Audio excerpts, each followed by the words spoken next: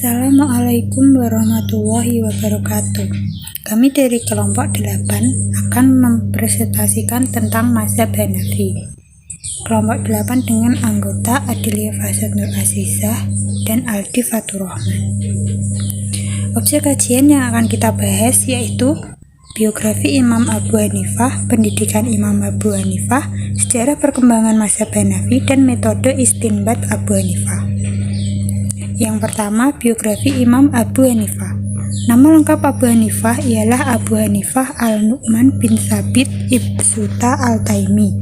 Lahir di Kufah tahun 80 Hijriah atau 699 Masehi dan wafat di Baghdad tahun 150 Hijriah atau 767 Masehi. Diberi gelar An-Nu'man yang berarti darah atau roh agar menjadi generasi penuh kebaikan. Ia menjalani hidup di dua lingkungan sosial politik, yakni di masa akhir dinasti Umayyah dan masa awal dinasti Abbasiyah.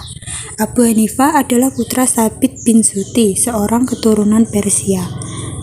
Ayah Abu Hanifah seorang pedagang besar, bahkan ayahnya pernah berjumpa dengan Ali bin Abi Thalib. Karenanya, Abu Hanifah sebelum memusatkan perhatiannya kepada ilmu, turut berdagang di pasar menjual kain sutra.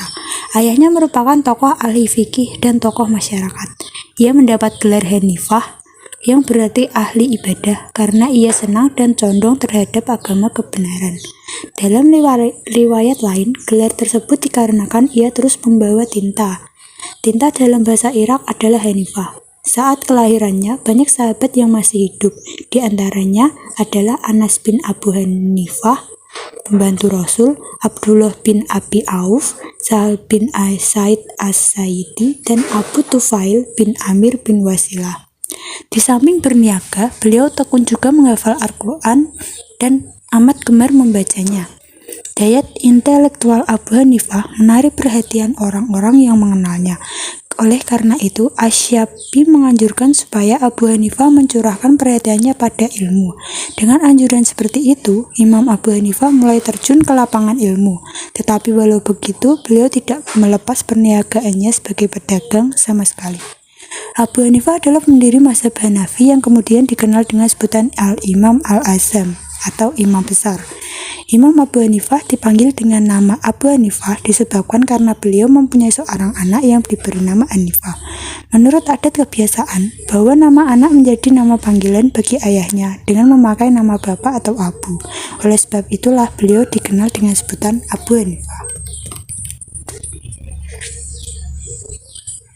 Riwayat pendidikan Abu Hanifah. Di antara orang-orang yang pernah menjadi guru Abu Hanifah adalah Imam Muhammad Al-Baqir, Imam Adi bin Thabit, Imam Abdurrahman bin Hamas, Imam Amr bin Dinar, Imam Masur bin Mutamir, Imam Syubah bin Hajjaj, Imam Asim bin Abi Al-Najwad, Imam Salamah bin Kuhail, Imam Qatadah, Imam Rabi'ah bin Abi Abdurrahman, dan lain-lain dari ulama tabi'in dan tabi'in tabi'in. Dalam hal memperdalam pengetahuannya tentang Al-Quran, beliau sempat berguru kepada Imam Asin, seorang ulama terkenal pada masa itu. Beliau juga dikenal orang yang sangat tekun dalam mempelajari ilmu. Sebagai gambaran, beliau pernah belajar fiqh kepada ulama yang terpandang pada masa itu, yakni Humad Abu Sulaiman, tak kurang dari 18 tahun lamanya. 10 tahun sepeninggal guruna, yakni tahun 130 Hijriah, Imam pergi meninggalkan kota Kufah menuju Makkah. Beliau tinggal beberapa tahun lamanya di sana, dan di tempat itu pula beliau bertemu dengan salah seorang murid Abdullah bin Abbas R.A. Abu Hanifah pada mulanya gemar menekuni ilmu qiraat, hadis, nahwu, sastra, syair, teologi, dan ilmu-ilmu lainnya yang berkembang pada saat itu.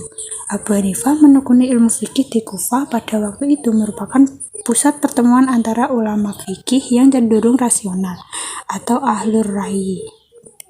Untuk mempertahankan Islam, Imam Abu Hanifah sering bermusyawarah dalam bidang aqaid dan fikih di setiap tempat yang dikunjunginya. Dalam pengalamannya, Imam Abu Hanifah pernah ditunjuk oleh Imam Hubairah, salah satu wali Irak, untuk menjadi hakim pada masa kekuasaan Daulah Ammawiyah.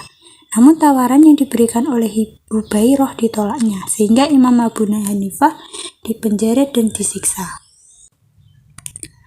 Ada yang mengartikan bahwa penolakan itu menurut kabar yang tersiar dari Imam Abu Hanifah sendiri ialah karena ketidaksetujuan dengan politik yang dilakukan oleh penguasa negara waktu itu. Akan tetapi, ada pula yang mengatakan kepercayaan beliau seperti sementara orang lain juga, bahwa pemangkuan jabatan dalam pemerintahan akan mendorong pada kecacatan dan akan merugikan agama dan kehormatan. Pada masa Abu Hanifah menuntut ilmu, Irak termasuk Kufah disebutkan dengan 3 halaqah keilmuan, yaitu yang pertama, halaqah yang membahas pokok-pokok akidah.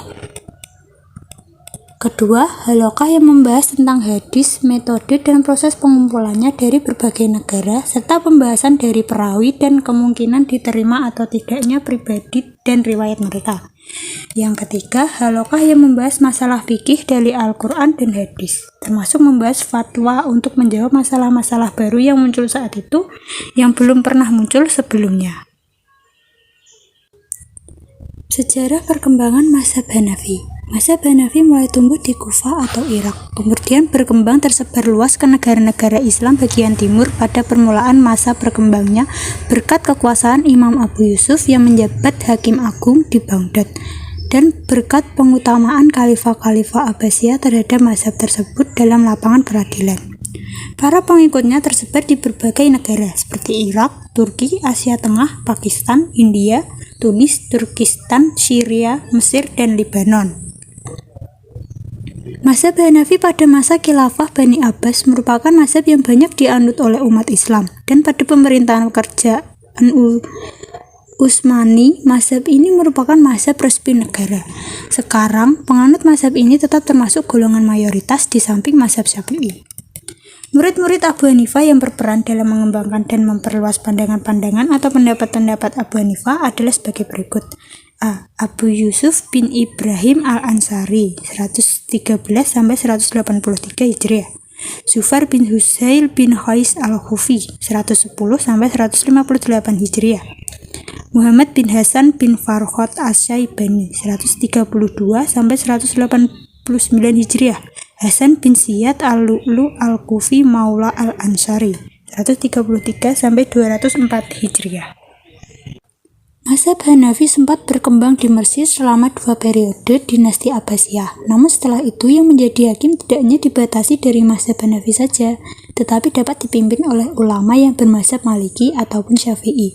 Dinamika mazhab Hanafi mengalami penurunan ketika Mesir dikuasai oleh dinasti Fatimiyah. Pada saat itu, Mesir didominasi oleh mazhab Maliki.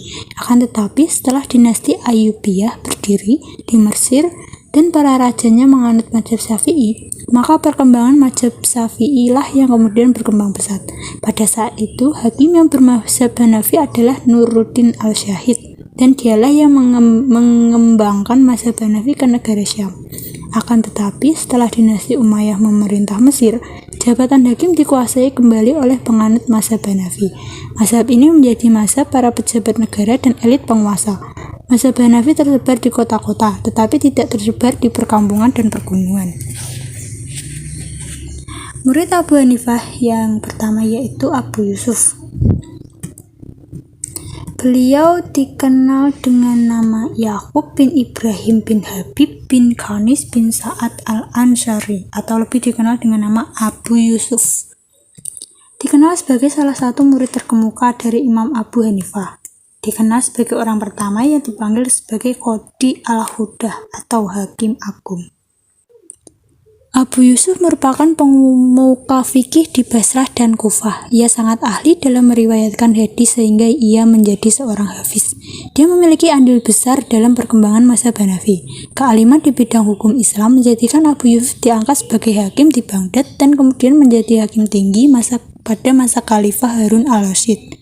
Melalui kedudukan tersebut, ia berwenang untuk mengangkat dan memberhentikan hakim-hakim di seluruh wilayah kekuasaan Abbasiyah. Dengan kedudukan ini pula, ia mempunyai kesempatan untuk menyebarluaskan mazhab Hanafi dalam praktek hukum. Di antara karya-karyanya yang terkenal adalah Kitab Al-Atsar, Kitab Ikhtilaf Abi Hanifah wal Ibn Abi Laylayang, kitab Al-Rad Al-Syar Al-Aswa'i, dan kitab Al-Jawami. Tokoh lain yang berperan dalam perkembangan mazhab Hanafi adalah Muhammad Ibnu Hasan Asy-Syaibani. Nama lengkapnya adalah Abu Abdillah Muhammad bin Hasan bin Farhad Asy-Syaibani.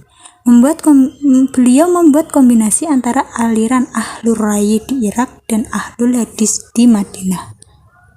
Ia merupakan tokoh yang dikagumi oleh Imam Syafi'i. Ia juga berperan besar dalam menyebarkan pemikiran-pemikiran Abu Hanifah, sehingga mazhab Hanafi pun menjadi semakin besar. Ia membukukan semua pemikiran Abu Hanifah tentang hukum Islam.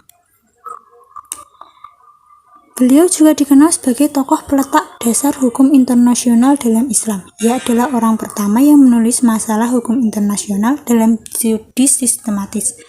Buku-buku karya beliau antara lain Al-Mabsut, Al-Jami Al-Khabir, As-Hidayat, Al-Jami Al-Saghir, Ar-Syar Al-Khabir, Asyar, dan Asyar Al-Saghir. Faktor perkembangan mazhab Hanafi. Ada 3 faktor perkembangan mazhab Hanafi. Yang pertama, banyaknya murid Abu Hanifah yang memiliki kecakapan dalam menjawab permasalahan-permasalahan hukum. Mereka menguasai metode pengambilan keputusan hukum Abu Hanifah, pendapat-pendapat pendiri mazhab, dan dasar-dasar yang digunakannya. Hal ini membuat mereka dengan cepat menemukan hukum agama terkait dengan kasus yang terjadi.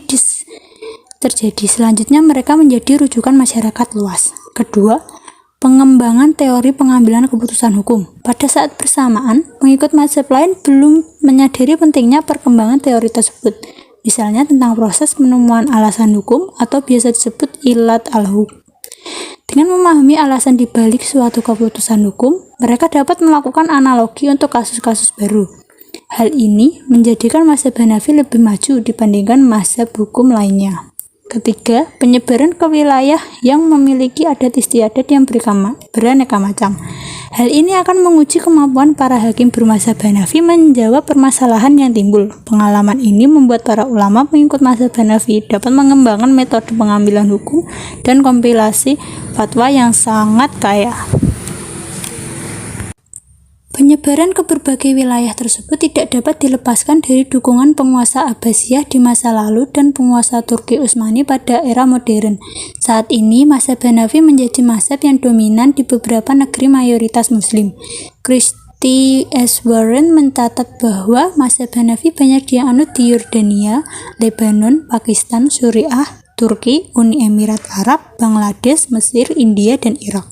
Konstitusi Afghanistan banyak merujuk pada fatwa-fatwa mazhab Hanafi.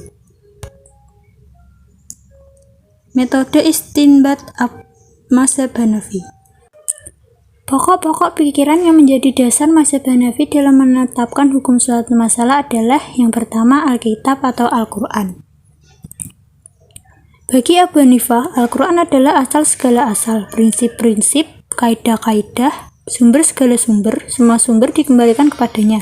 Dia adalah syariat yang terang benderang. Yang kedua, hadis.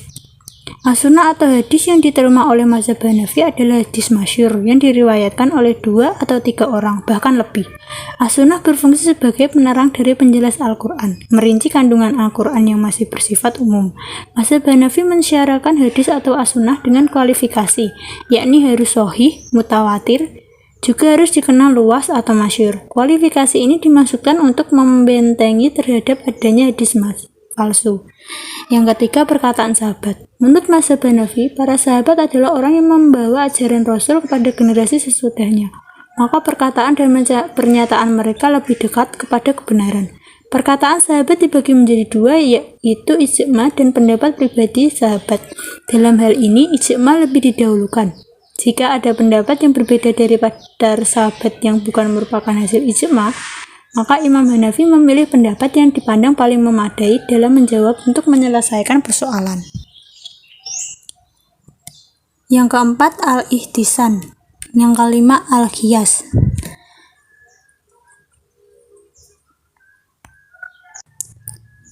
Jika dalam Al-Quran, As-Sunnah, dan perkataan sahabat tidak ditemukan jawaban atau hukum atas persoalan yang dihadapi, maka Imam Hanafi berpegang pada qiyas. Beliau merasa tidak harus menerima rumusan hukum dari murid-murid para sahabat ketika tidak mempunyai bukti yang jelas dan kuat. Beliau merasa bahwa dirinya serta dengan para sahabat dan melakukan ijtihad sendiri berdasarkan prinsip-prinsip qiyas yang telah dibangunnya bersama para muridnya. Mazhab Hanafi yang paling banyak menggunakan qiyas sehingga mereka dikenal sebagai Ahlur Ra'yi. Yang terakhir adalah Al-Urf. Demikian presentasi dari kelompok kami, semoga bermanfaat. Wassalamualaikum warahmatullahi wabarakatuh.